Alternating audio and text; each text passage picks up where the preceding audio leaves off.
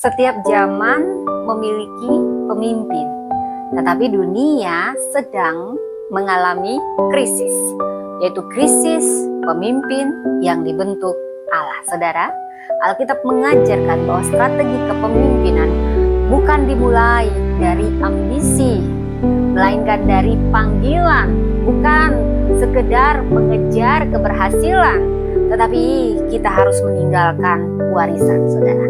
Jadi kita akan belajar dari 5 tokoh. Saya mulai dari tokoh Bunda Maria. Wow, ini jarang dibahas, saudara. Dia pemimpin yang luar biasa. Maria mungkin dianggap hanya seorang perempuan muda yang sederhana, ibu rumah tangga dari Nazaret.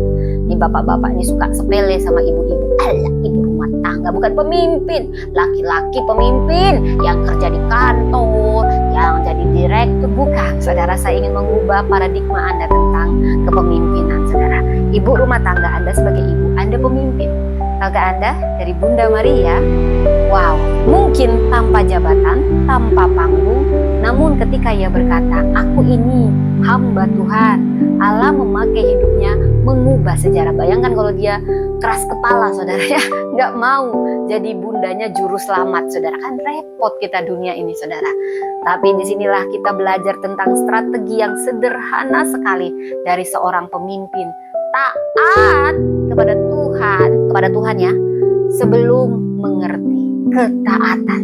Pemimpin besar selalu dimulai dari hati yang taat, saudara. Lalu kita belajar lagi, tokoh perempuan lagi, saudara, Deborah. Saudara, tahukah Anda, Deborah ini memimpin Israel di tengah krisis. Dia menjadi hakim, menjadi nabi, dan pembawa keberanian. Dia membuktikan bahwa Allah dapat memakai siapapun yang bersedia dipakainya. Mau laki-laki, mau perempuan, gak ada urusan sama Tuhan, saudara. Selama mau dipakai. Kepemimpinan itu bukan ditentukan oleh jenis kelamin, tapi oleh panggilan. Kita belajar lagi dari tokoh perempuan namanya Abigail. Wow, jarang mungkin dipikir ini untuk kepemimpinan. Ini kepemimpinan, saudara. Tahukah Anda ketika kemarahan hampir menghancurkan banyak orang antara Daud dan keluarga Nabal, semua keluarga dia ya, dan bahkan semua hambanya, saudara.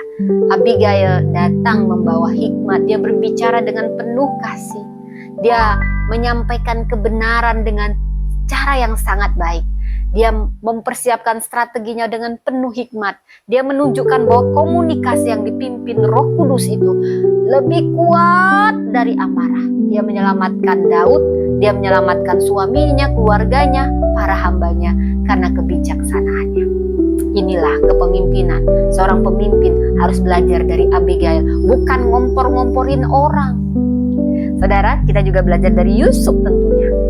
Yusuf sudah sangat terkenal, saudara. Pernah dijual, difitnah, dipenjara, tetapi tidak kehilangan karakternya.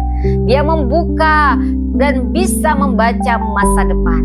Dia mengelola sumber daya dan menyelamatkan bangsa-bangsa. Strateginya apa? Visi, integritas, dan pengampunan.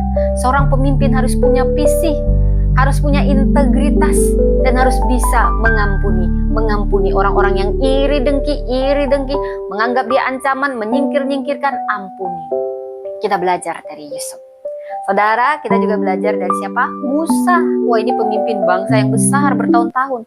Musa membawa Israel keluar dari Mesir, tetapi dia tahu suatu hari tongkat kepemimpinan harus diteruskan, gak terus dia namanya abadi, hanya Musa yang bisa dipakai Tuhan. Nah, banyak pemimpin-pemimpin gini.